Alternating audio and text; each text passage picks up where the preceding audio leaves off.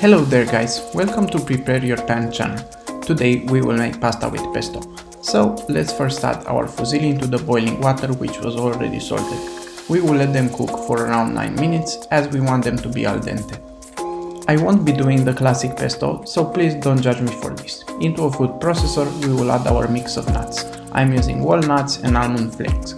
Grind them very well, then add fresh basil, a clove of garlic, and a good drizzle of extra virgin olive oil. I'm adding some breadcrumbs as a substitute for pine nuts, also adding Grana Padano as I didn't find anywhere some parmigiano reggiano, then mix all the ingredients together. If you need, add more extra virgin olive oil.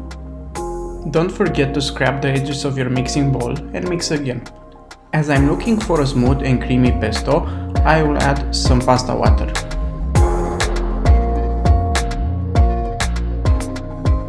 Check the consistency of your pesto, taste for seasoning, add salt and pepper, and I will also add the remaining cheese to my pesto. And now give it a final mix, another splash of pasta water, and it's done.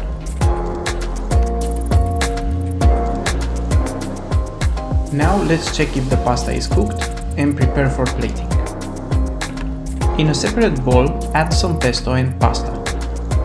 Mix them well until each pasta is coated with pesto. My pasta is crying for more pesto, so let's add more.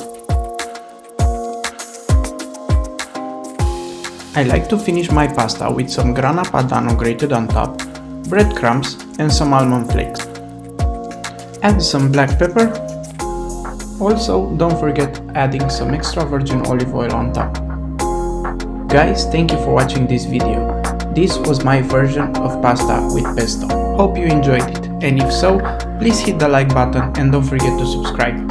Have a great day in the kitchen. Bye!